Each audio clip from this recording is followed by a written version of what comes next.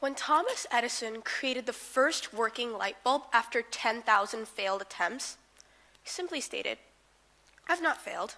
I simply found 10,000 ways that don't work." In my mind, it was completely humiliating. I mean, which person would be excited at the fact that they failed, that to 10,000 times? It was humiliating. There was no two ways about it. But now that I think about it, it's not. It's something to be proud of. Now, most of you must be thinking that I'm crazy, but let me start by giving a bit of background. Hi, my name is Anjali, and I'm new to JIS, but before I started attending JIS, I lived in Mumbai and attended the American School of Bombay. Studying at the American School of Bombay has perhaps been the most enriching experience of my life. I've learned so much there, it's just unbelievable. But today, I'd like to share with you one thing that I learned from perhaps two of the most important teachers that I've had in my life, Captain Alok Parashar and Craig Allen Johnson. So most of my time in ASB was spent in middle school, and that's the place where you're just starting to get to know yourself and who you are. In terms of academics, I believe, and in some ways still do believe, that a 93 or above is okay, but 100 is what you need to feel decent about yourself.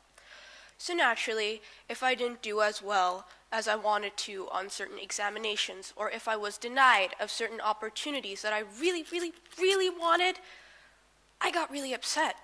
And the way I would deal with it was by thinking like this. Okay, this is a setback. You failed. It's a stain. Just look forward now. Just try harder next time, and you will be okay. And sometimes it worked, but most of the times it didn't. I got so frustrated and I just didn't know what to do. Things only started changing when I started to attend a leadership class run by my superintendent, Craig Allen Johnson. One day I walked into class and Mr. Johnson had something really interesting written on the board. PPF, possible points of failure. He explained to us that failing isn't necessarily a bad thing. When we fail, we can learn from our mistakes and take a bigger step towards success. When I heard that definition, I was stumped. I couldn't move on to the become better part. The Oxford Dictionary defines failure as a lack of success. Lack is a negative word. How on earth is any of that good? So I just ignored it. I went along with the definition, never really taking it seriously, and more failures came along the way. Some were really big, some were really small, but all of them were important. Today, I'd like to share with you 3 of the failures that were outlining my middle school and high school career. Failure number 1 had to do with not being appointed as the CEO of a mock company that was being conducted in our leadership class.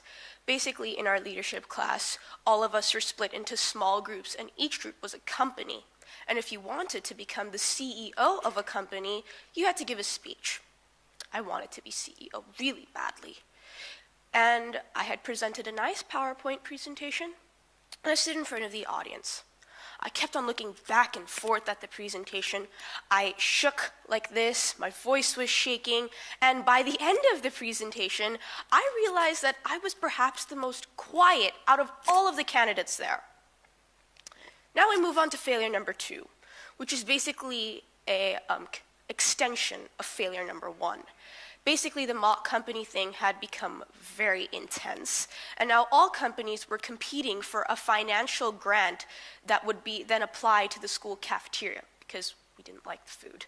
So it was a pretty big deal for some ambitious 8th graders. So this presentation had to take place in front of the superintendent, the director of institutional advancement, and the chief operating officer of the school. So I went that day. But this time, I had a paper in my hand. So I kept on looking back and forth at the paper. I kept on swaying like this again, side to side. And I rambled on forever. In fact, I rambled on for so long that my superintendent had to cut me off in the middle of my presentation. Now, what is more embarrassing than that? Now we move on to failure number 3, which happened in the beginning of sophomore year, when I had tried out to be class representative for the student council. This time we were expected to have a 30-second to 1-minute speech, but I had 1.5 pages in front of me. So again, the paper, kept on looking back and forth at it, shook side to side, I rambled, and obviously, I didn't get selected. Are you guys seeing a trend here? Nod your heads if you can see a trend. That's good, because I didn't see the trend at all.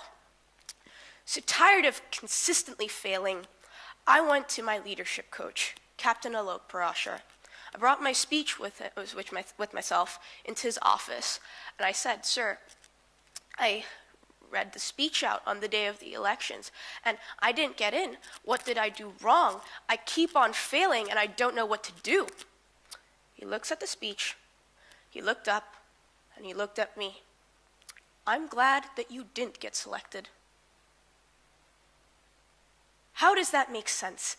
I failed myself, and in some ways I even failed you. This is not a good thing, I thought to myself. Then he kindly explains to me, failure isn't a bad thing. Nobody is perfect, and we all make mistakes, but it's not our job to mope about them. It's our job to fix them and become better in the future. So now what we're gonna do is we're gonna go over this speech step by step. We're gonna talk about improvements that you can make every step of the way, and you're gonna leave my office feeling better than you were before.